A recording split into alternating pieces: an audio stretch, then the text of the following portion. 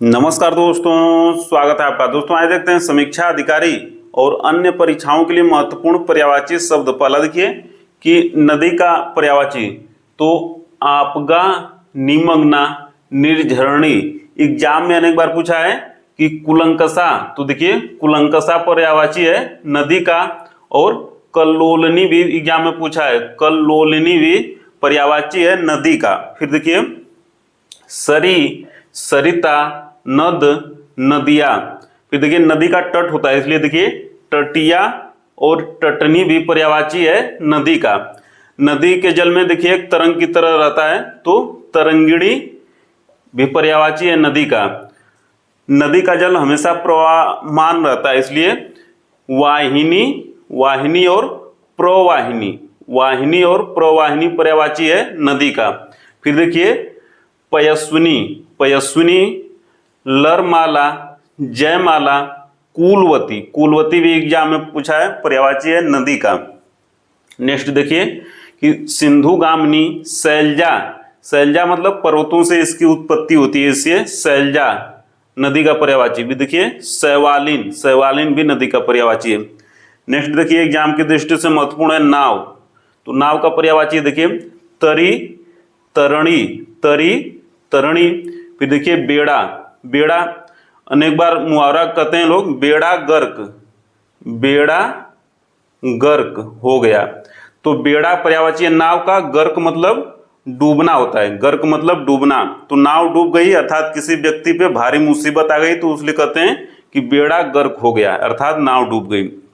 फिर देखिए डोंगे भी पर्यायवाची है नाव का।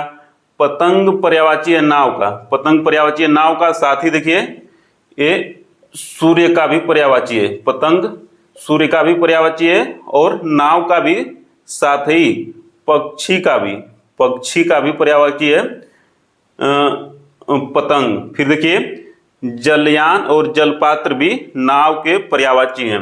एग्जाम की दृष्टि से बहुत ही महत्वपूर्ण। अब देखिए गंगा के पर्यायवाची, तो सुरसरी, सुरसरिता। फिर देखिए सुरध्वनि। फिर देखिए देवसरी, देवसरी, देव नदी, देवापगा। देवापगा पर्यायवाची किसका? गंगा जी का। फिर देखिए मंदाकिनी एक नदी है और अलकनंदा, अलकनंदा भी एक नदी है, किंतु साथ ही पर्यायवाची है गंगा जी का भी। फिर देखिए ध्रुवनंदा, विष्णुपदी, विष्णुपदी पर्यायवाची है गंगा का। भागीरथी, भागीरथ जी इसको लाए थे धरती पर, इसलिए भागीरथी पर्यायवाची है गंगा का। फिर देखिए नदीश्वरी और जाह्नवी, जाह्नवी पर्यायवाची है गंगा का। नेक्स्ट देखिए यमुना जी के पर्यायवाची, तो देखिए अर्कजा। अर्क मतलब सूर्य होता है, अर्क मतलब क्या होता है? सूर्क। जा मतलब उत्पन्न होना, तो सूर्य से उत्पन्न अर्थात सूर्य जी की पुत्री कौन है? यमुना जी। भारतीय पौराणिक मान्यता में माना जाता है कि सूर्य की पुत्री यमुना जी हैं, इसलिए अर्कजा अर्थात सूर्य की पुत्री यमुना जी। फिर देखिए अर्क सुता, सुता मतलब पुत्री, सूत मतलब पुत्र, सुता मतलब पुत्री अर्थात सूर्य की पुत्री यमुना जी। उसी प्रकार देखिए सूर्यजा, सूर्य से उत्पन्न हुई है इसलिए सूर्यजा। सूर्य तनया, तनय मतलब पुत्र, तनया मतलब पुत्री, तो सूर्य तनया। फिर उसी प्रकार सूर्य सुता, सूर्य सुता भी पर्यायवाची किसका? यमुना जी का। रवि तनया, रवि मतलब सूर्य, तनया मतलब पुत्री, तो रवि की पुत्री अर्थात सूर्य की पुत्री कौन? यमुना जी। यम की भगिनी, यम भगिनी, यमराज की बहन, भगिनी मतलब बहन होता है, तो यमराज की बहन माना जाता है किसको? यमुना जी को, तो इसलिए यम बहिनी, यम भगिनी। फिर देखिए कालिंदी पर्यायवाची है यमुना जी का। फिर देखिए कृष्णा, कृष्णा भी पर्यायवाची किसका? यमुना जी का, क्योंकि कई जगह कृष्ण, कृष्ण मतलब काला होता है, तो कई जगह यमुना जी का जल काला हो गया। कालिया नाग का दमन किया इसलिए काला भी हो गया कई जगह यमुना का जल, इसलिए पर्यायवाची यमुना जी का एक कृष्णा अर्थात थोड़ा जल जब काला हो जाता है तो। फिर देखिए काल गंगा, काल गंगा भी पर्यायवाची किसका? यमुना जी का। फिर यम सहोदरी, सहोदरी मतलब सहोदर मतलब भाई, एक ही माँ के पेट से जो उत्पन्न होता है तो उसको सहोदर बोलते हैं।